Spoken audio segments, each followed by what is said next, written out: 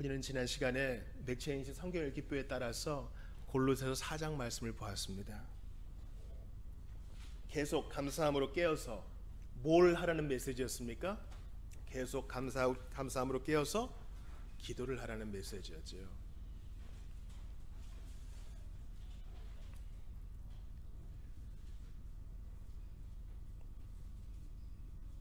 우리 지난주 암송성가문 외워보겠습니다. 기도를 계속하고 시작. 기도를 계속하고 기도에 감사함으로 깨어있으라. 골로새서 4장 2절 말씀. 우리 예수님은 기도의 사역에 비중을 두셨습니다. 사람들이 많이 쳐다보고 사람들을 몰고 다니는 빵을 주고 물고기를 주고 병자를 고치고 이것만이 능사가 아니고요, 아무도 안 보는 곳에서 고요히 아버지 앞에 독대하여 기도할지라도 그것은 큰 사역이요, 우리 영적 건강에 매우 중요한 일입니다. 어떤 사람은 돈이 많고 어떤 사람은 돈이 없을 수 있어요. 어떤 사람은 건강하고 어떤 사람은 건강하지 않을 수 있어요. 어떤 사람은 경험이 많고 어떤 사람은 못 배웠을 수도 있어요. 그러나 기도는 만사를 다 초월합니다. 기도에 관한 책을 100권 읽어도 당장 하루에 5분도 기도하지 못하는 불쌍한 영혼이 있을 수 있습니다. 예수를 믿고 기도한다는 것은 참으로 달콤하고 복된 위로의 경험인 것입니다. 또한 신자가 되었어도 이 수단을 사용하지 못하는 것은 참으로 불행한 일입니다. 주께서 우리에게 기도의 특권을 주시고 특별히 우리의 정신이 살아있는 한, 우리가 하나님 앞에 초점을 맞추고 주님을 생각할 수 있는 한 계속하여 또렷하게 기도할 수 있기를 원합니다. 오늘은 맥체인지 성경 읽기표에 따라서 데살로니가 후서 2장 말씀을 가지고 여러분과 이 굳건하게라는 제목으로 말씀을 좀 나누기를 원합니다.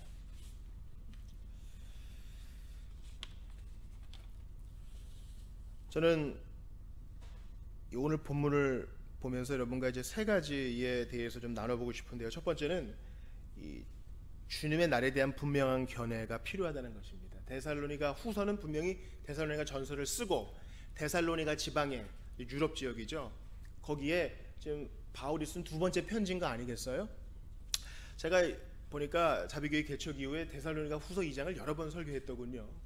그럼에도 불구하고 우리가 이것을 오늘 또 한 번 배울 필요가 있습니다. 왜냐하면 지금 데살로니가 교인들은 종말론에 대하여, 예수님이 언제 다시 재림하실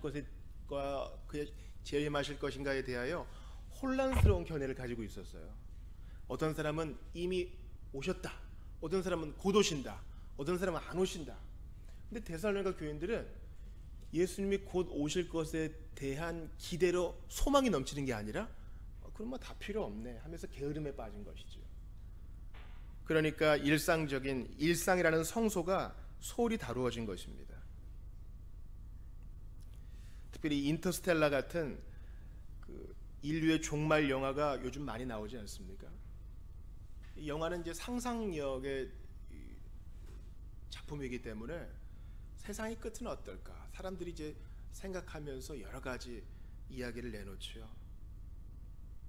인류가 곧 망할 것이다. 좀비 때문이라든지 아니면 농작물이 자라지 못한다든지 아니면 외계에서 별이 지구에 부닥쳐가지고 우리가 멸망한다든지 여러 가지, 또 내전, 세계 대전이 일어나서 지구가 자체로 망한다든지 인류의 종말에 대해서 우리는 이런저런 생각을 합니다. 그러나 성경이 말하는 종말은 무엇이에요? 우리 여러 가지 상상력이 있지만 성경이 뭐라고 얘기하는지 알고 있어야 돼요. 성경은 뭐라고 얘기합니까? 세상에 끝이 있다 없다, 어떻게 얘기해요? 세상의 끝이 있다라고 얘기해요.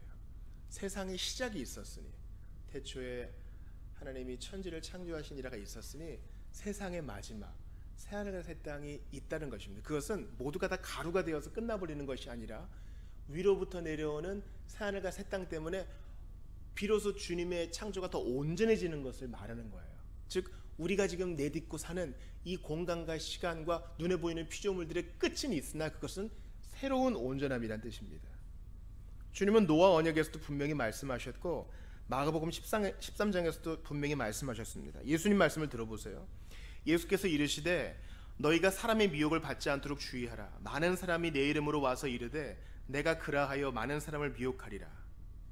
많은 사람이 내 이름으로 올 것이다. 그러니까 사도 요한이 말한 적 그리스도들이 있는 거예요. 적 그리스도는 단 한 사람이 아니라 여러 사람일 수 있어요. 이런 일이 있어야 하되 아직 끝은 아니니라. 주님은 이 복음이 모든 사람에게 다 전파되어야 그제야 끝이 온다 그랬어요. 근데 아직 자국어로 복음을 듣지 못한 사람이 많이 있고 자국어 성경이 없는 사람들도 많이 있기 때문에 우리는 아직 끝이 안 왔네, 긴장 풀어야겠다, 이게 아니라 더 열심히 복음을 증거하여 주님 속히 오시기를 원합니다. 이런 자세를 취해야 합니다. 자, 오늘 본문에 그 3절을 한번 보세요.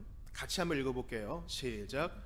누가 어떻게 하여도 너희가 미혹되지 말라. 먼저 배교하는 일이 있고 저 불법의 사람 곧 멸망의 아들이 나타나기 전에는 그날이 이르지 아니하리니. 여러분, 소위 마지막이 왔다 해가지고 성도들을 일상에서 격리시키고 자기네들의 모임처에만 있게 하고 산으로 데려가고 하는 잘못된 이단 사이비가 있었습니다. 그들은 분명히 이 말씀을 제대로 보지 않았음에 분명합니다. 재림에 앞서서 예수님이 구름 타시고 다시 오시기 전에 두 가지 일이 있어야 되는데, 첫 번째는 뭐예요? 광범위한 배교. 분명히 교회 식구인 줄 알았는데 아닌 것이 드러나고 전 세계적인 이런 무브먼트가 있을 것이라고 했고, 두 번째는 적그리스도가 출현한다고 했습니다. 참 놀랍게도 맥체인지 성경을 기표, 요즘 우리가 읽고 있는 구약의 다니엘서에서 이것을 얘기해요. 다니엘은 원래 그 선지서예요. 예언서라고요. 역사서가 아니라.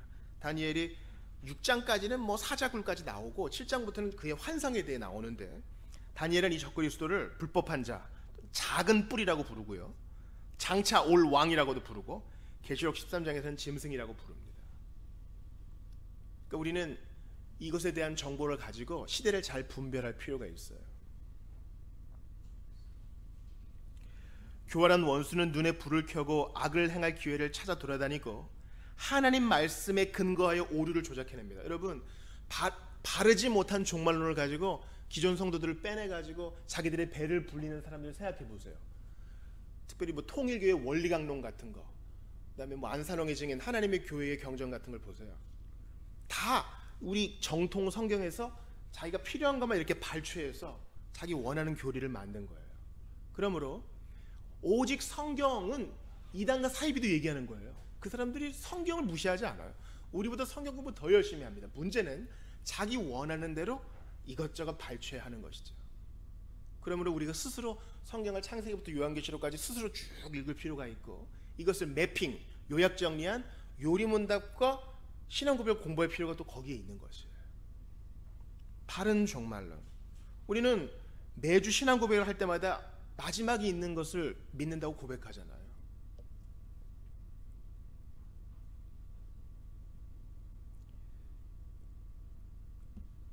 사람들이 건강한 몸, 특별히 다이어트를 위해서 운동보다 더 중요한 게 있다 그러죠. 운동만큼 더 중요한 게 있다고 하죠. 뭡니까?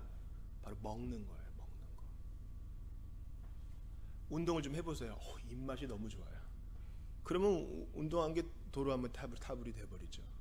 바른 운동과 아울러서 바른 식사가 필요한 것처럼 성경을 많이 읽고 많은 설교를 들었다고 해도 그것이 체계가 잡히지 않으면 안 되는 것입니다. 그러므로 여러분께 권합니다.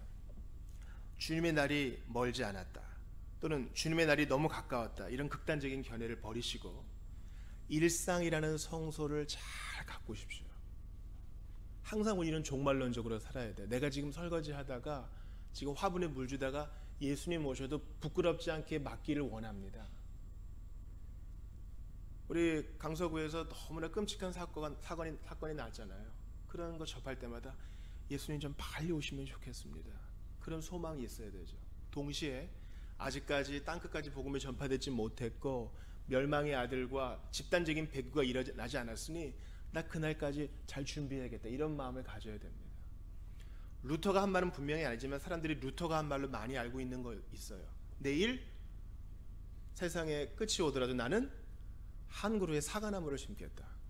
이건 뭐 하늘에서 불이 떨어지면 사과나무 무슨 소용이 있어요. 그러나 일상이라는 성소를 잘 관리하고 오늘 내가 할 일을 잘 하는 이가 종말을 잘 준비하는 것입니다. 한복 입고 산에 올라가도 애들 밥은 해줘야 될 거 아니에요. 교회당에 가서 힘있게 박수치고 찬양을 해도 내가 해야 될 공부는 해야 될 거 아니겠어요? 내 업무는 마치고 해야 될 거 아니겠어요? 그러므로 데살로니가 교인들을 뒤흔들었던 잘못된 종말론을 이겨내기 위해서 잘 배우십시오. 오후에 교리를 배우십시오. 또한 우리의 일상에 최선을 다하는 것이, 주의 이름으로 최선을 다하는 것이 바른 종말을 준비하는 신자의 자세라는 것을 기억하십시오. 두 번째, 이렇게 오류에 빠진 데살로니가 교인들을 바로잡기 위해서 바울이 어떤 어조를 취하는지 들어보세요. 여러분 1절 한번 같이 읽어볼게요. 시작.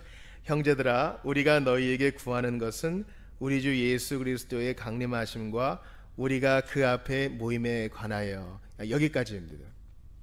또 13절도 같이 읽어볼게요. 13절 시작. 주께서 사랑하시는 형제들. 여기까지예요. 여러분, 바울은 직분이 뭐예요? 직분. 바울은 직분이 있어요. 제사장. 근데 제사장은 아니에요. 바울의 직분이 있어요. 오피스가 있다고. 바울의 직분이 뭘까요? 영어로 에포스리라 그래요. 에포스. 얘기했어요. 바로 사도예요. 사도의 직분은 교회의 기초예요. 교회는 예수 그리스도의 피 위에 세워졌고 예수 그리스도의 복음을 증거하는 사도와 선지자들의 터 위에 세워졌어요. 그러므로 더 이상 그런 사도가 우리에게는 없는 거죠. 이미 있는 사도로 충분한 것이에요. 그러면 우리보다 좀 우월한 면이 있겠죠. 예수님을 직접 보았고 직접 가르침을 받았고 예수님을 만났던 사도들과 교제했고 그에게서 기적이 일어났고 그랬으니까요. 근데 바울은 오류에 빠진 교회를 교정할 때 나 사도니까 너네는 들어, 이런 고압적인 자세를 취하지 않아요. 형제들아, 저는 로마서를 공부할 때도 그런 감동에 많이 사로잡혔어요. 바울은 로마 교회를 대할 때도요, 니네는 나한테 좀 배워야 돼, 조용히 닥치고 나의 방문을 준비해, 이렇게 얘기하지 않고 나도 너희에게 위안을 받기 원해, 나도 내가 가지고 있는 걸 전해주기 원한다, 그렇게 동등하게 자기를 취급해. 이거 놀라운 겁니다. 강압이 아닌 부드러움, 이것이 우리에게 얼마나 필요해요. 우리는 소위 권위라고 하면서 얼마나 사람들의 인격을 까뭉기는 경우가 많이 있어요. 우리 어린이 청소년 여러분들 진짜 무서운 사람 누구예요? 우리 1살 선배, 2살도 아니야, 1살 위의 선배가 얼마나 무서워요. 그러나 하나님의 나라에서는 그렇지 않습니다. 정중함과 사랑으로, 비록 사도라 해도 다른 이들을 오류로부터 보호하고 돌이키려 할 때는 거칠고 엄격할 필요가 없어요. 형제들아, 그들을 자극하지 말고 존중하면서. 여러분, 존중하면서 바꾸는 거 시간 오래 걸려요. 시간 진짜 오래 걸려요. 험한 말을 한번 내뱉고 매를 들고 폭력적으로 하면요, 당장 바꾸는 것 같아요. 그러나 하나님 나라는 그런 거 아닙니다. 정중히 대하며 시간이 걸리더라도 기다려주는 거죠. 오늘 대지에서 제일 중요한 세 번째입니다. 그것은 바로 약속과 명령의 조화입니다. 오늘 설교 제목이 뭐예요? 굳건하게라는 뜻이에요. Stand firm. 굳건하게. 제가 오늘 이 말씀을 주중에 묵상하면서 은혜를 많이 받았습니다. 데살로니가 후서를 많이 나누었지만 이 부분을 나누지 않은 것 때문에 그때는 내가 왜 이랬을까 그런 생각을 했습니다. 자, 오늘 우리가 암송 선고를 할 수 있는 2장 15절을 보세요. 자, 2장 15절 잘 관찰하면서 읽어보자고요. 시작. 그러므로 형제들아, 굳건하게 서서 말로나 우리의 편지로 가르침을 받은 전통을 지키라. 여기서도 형제들이라 그러잖아요. 그러면서 어떤 걸 요구해요? 어떻게 서서? 굳건하게 서서. 굳건하게 서는 것은 누가 서는 거예요? 사도가 서는 거예요? 형제들이 서는 거예요? 형제들이 서는 거죠. 데살로니가 교인들아, 이 바람, 잘못된 이단의 바람이 올 때도 굳건하게 딱 서라. 잘못된 거짓 선생의 바람이 불 때도 굳건하게 딱 서라. 세상에 핍박이라는 지진이 일어날 때도 굳건하게 서라. 형제들이 서야 돼요. 남이 세워주는 거 아니고요. 그런데 오늘 본문의 마지막 절을 보세요. 17절이요. 같이 읽습니다. 시작. 너희 마음을 위로하시고 모든 선한 일과 말에 굳건하게 하시기를 원하노라. 여러분, 굳건하게 하시는 건 누가 하는 거예요? 하나님이 하시는 거예요. 즉, 이 약속과 명령이 한 가지로 조화되어 있어요. 굳건하게 하시는 분은 하나님이세요. 그럼 하나님이 다 하시는 거예요. 반면에 바울은 전혀 모순되지 않는다고 얘기하면서 하나님이 세워주시지만 너희도 굳건하게 서라, 이렇게 얘기합니다. 이 하나님의 주권과 사람의 선택이 완벽하게 조화를 이루고 있는 것입니다.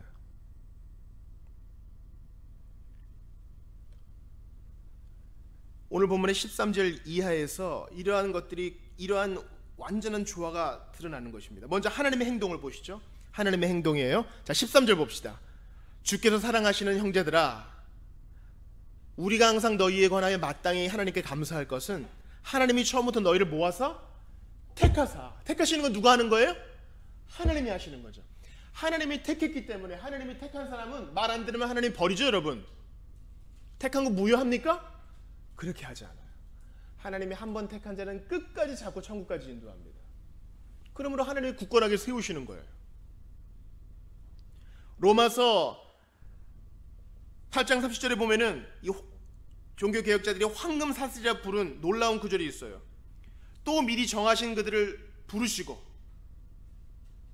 부르신 그들을 또한 의롭다 하시고 의롭다 하신 그들을 또한 영화롭게 하셨느니라. 하나님이 정하시면 칭의를 주시고 거룩하게 하시고 견인하셔서 영화에 이르게 하신다는 것이 황금 사슬로 하나로 엮여져 있어요. 하나님이 하시는 거예요. 그러면 야, 이제 됐다, 안심하고 내 마음대로 살자. No. 바울은 하나님이 너희를 굳건하게 세우시지만 너희도 굳건하게 서야 돼, 이렇게 말합니다. 하나님은 수단을 중요하게 생각하세요. 자동적으로 로봇이 움직이는 것처럼 되는 게 아닙니다.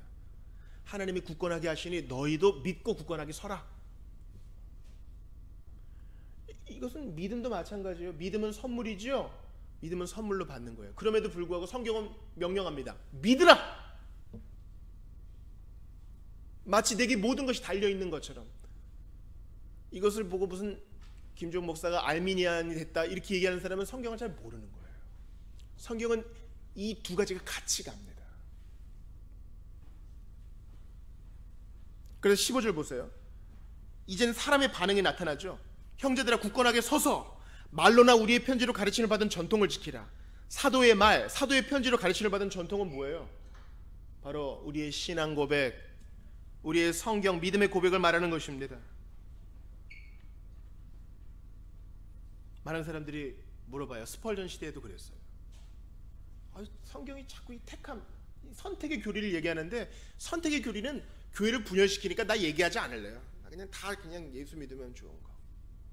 그러나 선택의 교리는 성경이 말하고 있기 때문에 넘어가서는 안 돼요. 이 선택의 교리는 얼마나 복된 거예요. 자, 보세요. 우리 솔직히 우리를 돌아보자고요. 우리 넘어지잖아요. 넘어지는 거 거의 취미야 특기지. 그러지 않아요? 우리 2018년 1월 시작했을 때 불붙는 열정으로 마음에 작심한 거 있잖아요. 근데 잘 안 지켜지잖아요. 매주 회개 기도해요. 왜 그래요? 그도 그럴 것이 우리 매주 넘어지니까. 솔직히 그렇잖아요. 안 그랬죠. 갈 뿐이지. 나의 구원이 나의 결심과 이행에 달려있으면 난 진짜 불쌍한 사람일 거예요. 그렇지 않아요? 그런데 나의 구원이 하나님의 택하신 손을 끝까지 안 놓고 너는 잠들고 너는 돌아가고 싶어하고 너는 다시 진창에 빠지고 하나님 상관없이 여긴다 해도 주님이 이 손 안 놓고 어디까지 데려간다는 거예요? 천국까지 데려간다는 거예요. 놀라운 거 아니에요? 고마운 거 아니에요? 이거 진짜 은혜 아니에요? 그러니 그 사랑에 감동되어 너희도 굳건하게 서라. 성경을 이런 거예요. 이해가 됐어요? 모든 불확실함은 그리스도인으로서의 우리의 신분을 회상함으로써 극복되는 것입니다. 그렇지. 비록 내가 넘어지고 윤리적으로 좀 부족하고 생각으로 좀 더러운 것들 많이 생각하고 이러는데 나의 어떠함이 아니라 하나님의 택하심과 놓지 않으심 때문에 그래, 나는 끝까지 견뎌낼 거야. 지금 잠깐 넘어지지만 다시 일어날 거야. 하나님 회개합니다. 다시 저를 인도해 달라고 기도하는 겁니다. 여러분, 저는 이것을 성경 여기저기에서 찾을 수 있었지만 대표적으로 몇 가지만 좀 얘기해 볼게요. 하나님의 일하심과 사람의 반응이 같이 간다는 거예요. 자, 광야에서 이스라엘 백성들 뭐 먹었어요? 뭐 먹었어요? 만나를 먹었죠. 만나는 안식일을 제외하고는 매일 내렸죠. 하나님의 약속한 거예요. 그들이 만나 씨를 심어가지고 물을 줘가지고 키운 게 아니라고요. 은혜로 그냥 받은 거죠. 하나님이 택하신 것 같은 거예요. 그러나 그거를 먹고 살려면 어떻게 돼요? 아침마다 가서 거둬야 돼. 안식일 전에는 2배를 거둬야 돼. 이 거두는 수고, 하나님의 주권적인 일하심과 인간의 반응이 같이 가는 거예요. 주님이 택하셨으니 너희를 굳건하게 하신다. 그러니 너희도 굳건하게 서라. 같이 가는 것처럼. 오병이어 봅시다. 사복음서에 모두 나오는 기적이죠. 오병이어. 오는 뭐예요? 다섯 오고. 병은 뭐예요?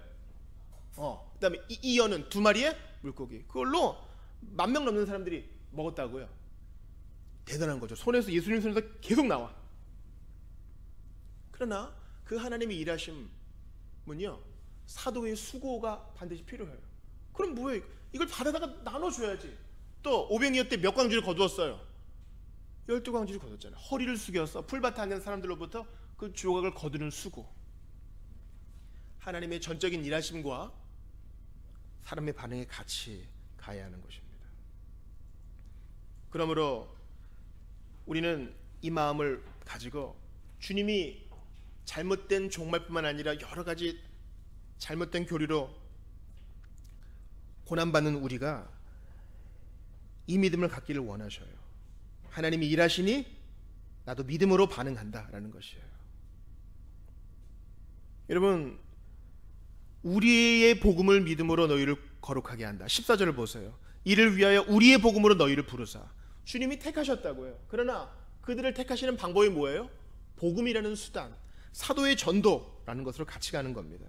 그러므로 종말의 징조를 알아보는데 마음을 기울일 것 아니라 주님과 그분의 오심에 대한 믿음을 포기하라는 박해, 또 유혹의 시기에 발생하는 도덕적, 영적 문제들에 대해서 잘 분별하고 경성해야 하는 것입니다.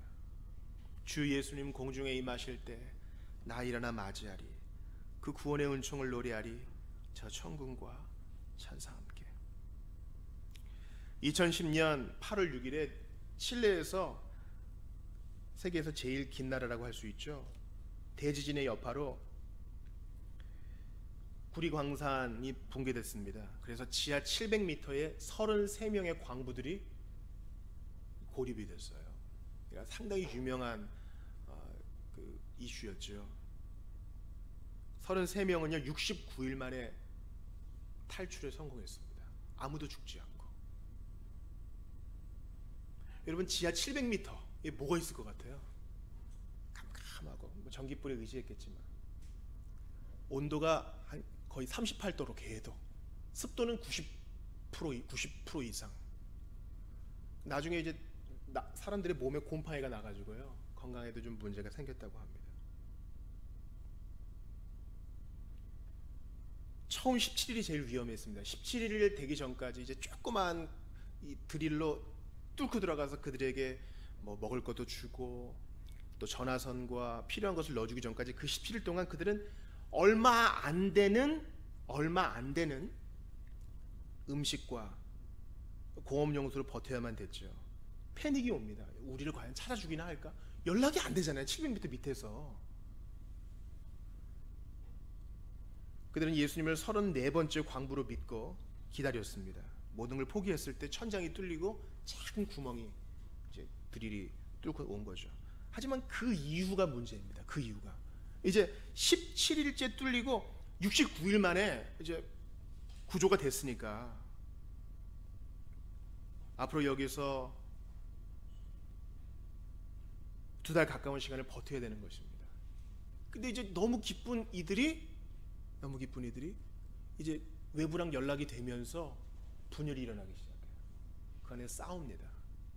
햇빛을 못 보니까 우울해지고, 누가 먼저 나갈 것이냐, 또 그 안에서 예민해지기 때문에 작은 것으로 인하여 다투고, 나가서 보상 문제로 어떻게 할 것이냐에 대로 마음이 갈라지고 힘든 시간을 보냈다는 것입니다. 저는 그것을 보면서 기도 응답을 받은 이유가 더 중요하다.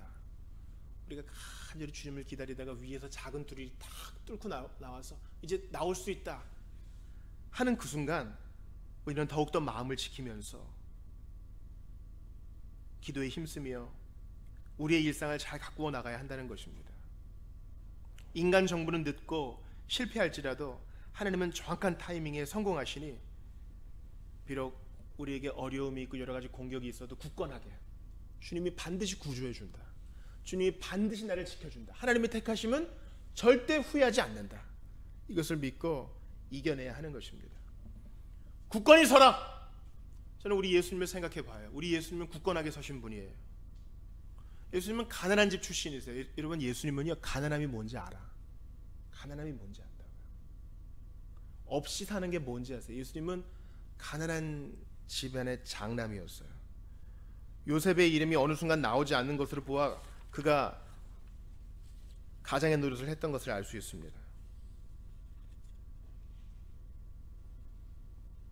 30년이 지났어요. 그럼에도 불구하고 그분은 굳건히 서셨습니다. 공생애를 시작했습니다. 사명을 거절케 하려는 마귀의 공격이 있어요. 절만 한번 하면 다 줄게. 사람들의 유혹도 있습니다. 십자가 지지 말고 당장 우리 왕합시다. 굳건히 서셨어요. 거절합니다. 채찍을 맞으실 때도 굳건히 서 있습니다. 여러분, 패션 오브 크라이스트를 보세요. 얼마나 날카롭고 무거운 금속들이 채찍에 달려 있습니까? 부흥 치면 이렇게 나가 떨어져야 되는데 지금 거기서 죽을 수 없어요. 십자가 가야 되거든요. 굳건히 서 있어요. 여러분, 학교 다닐 때 우리 어른들은 아실 거예요. 선생님이 때리면 이렇게 좀 아픈 척을 해야지 빨리 넘어갑니다. 근데 자존심을 부린다고 끝까지 버티고 서 있으면 때리는 사람도 열받아서 더 때리게 돼 있어요. 예수님은 십자가 지셔야 되기 때문에 굳건히 버티고 서 있어요. 로마 군병들 술도 마셨겠다. 열받아서 더 때리지 않았겠어요. 그러나 굳건히 서 있어요. 사람들이 조롱할 때에도, 침을 뱉을 때에도 굳건히 그 십자가에 매달려 계십니다. 말도 안 되는 재판을 견디십니다. 이게 말이 되느냐 한마디 따지지 않습니다. 굳건히 그 자리에 서 있습니다. 십자가에 달려야 되기 때문에. 힘드셨지만 나 같은 죄인의 구원을 위해 굳건히 견디어내십니다. 하나님이 예수님을 도와주시는데 무슨 아픔이 넘어간다 그런 얘기는 없어요. 예수님은 우리의 종말을 내다보시면서 마지막 날 기쁨으로 영광 중에 우리를 영접하시는 것을 생각하시면서 이겨내셨습니다. 그러므로 오늘의 현실이 힘든 여러분들, 오늘 우리 주보 사면의 청구들 묵상을 보세요. 집에 가서 보세요. 얼마나 타고난지 몰라요. 우리가 남의 집 집들이 할 때도 집이 너무너무 예쁘다. 이 방 열어보고 야 진짜 잘 꾸며놨네. 저 방 열어보고 너무 예쁘다 그러고 하하호호 하잖아요. 천국에 갔을 때 우리 주님이 너희의 맨션을 준비해준다 하셨거든요. 천국에 가면, 하나님의 왕국에 가면 나를 위해 예비하신 곳 이것저것을 보며 기뻐하지 않겠습니까? 그뿐만 아니라 하나님의 왕국의 이것저것 결코 질리지도 않고 비교도 질투도 없는 그것을 보며 기뻐하지 않겠습니까? 그것을 생각하며 오늘을 견디어내고 굳게 서야 하는 것입니다. 저는 청소년 사역을 하면서 그걸 알았어요. 애들에게 뭐 피자 사주고 치킨 사주고 애들이 아는 용어 좀 던져주고 그걸로 걔네들과 똑같이 될 수 없어요. 바른 청소년 사역은 어른으로 굳게 서 있는 거예요. 수영하다가 힘들면 가드레일 잡고 잠깐 쉬죠. 그런 것처럼 굳게 서 있는 거예요. 무슨 대단한 걸 하지 않아도. 예수님은 지금도 굳게 서 계세요. 오라 오라, 내가 지금 너를 기다리고 있으니 어서 오라. 구원의 자리에, 초청의 자리에 굳게 서 계세요. 항상 그 문이 열려 있는 거 아닙니다. 지금 당장 그분의 초청을 받아들이셔야 됩니다. 문이 닫히고 심판의 날, 마지막 날이 올 것이기 때문입니다. 흔들리지 마십시오. 흔들리지 않는 것으로 주님께 영광을 돌리세요. 찬양을 크게 하고 무슨 악기를 하고 봉사를 많이 해서 주님을 찬양하는 것도 있겠지만 나의 성도의 자리, 나의 부르심의 자리, 지긋지긋한 나의 그 일상의 일터라는 자리, 나의 가정이라는 자리, 그 자리 하나님 부르신 자리이기 때문에 굳건히 굳세게 서 있음으로 주님께 영광을 돌릴 수 있어요. 우리가 굳게 서 있는 이 의연한 모습은 전도의 큰 도구가 됩니다. 견고히 서서 주님께 찬양을 올려드리십시오. 채찍에 맞으셔도 십자가에 달리셔도 굳게 버텨내신 예수님처럼 말입니다. 우리 기도합시다. 하나님, 데살로니가 교인들 연약하다 할 것이 아니라 저희가 그렇습니다. 바람이 불면 이리 넘어지고 고난이 있으면 저기 나가 떨어지고 그게 저희 모습입니다.